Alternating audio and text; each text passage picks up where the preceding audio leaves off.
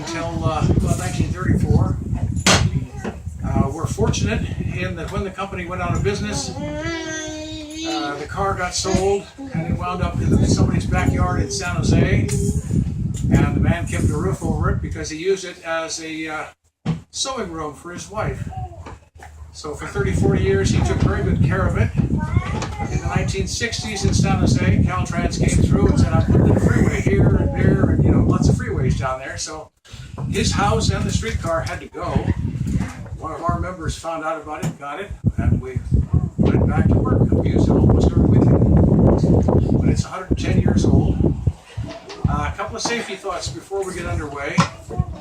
Please remain seated while we're underway. No smoking. If you would like a window open or closed, please ask me to do it. The windows are not brain surgery, but they are finger pinchers, and the company would rather I pinch my fingers than you pinch yours. So, having said that, this is a two-man car. In order to make it move, I need to send a signal to the motorman.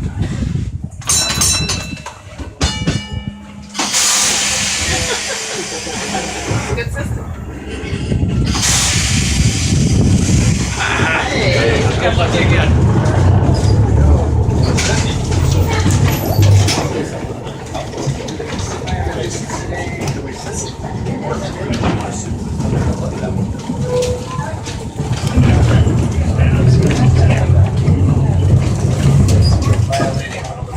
Yes.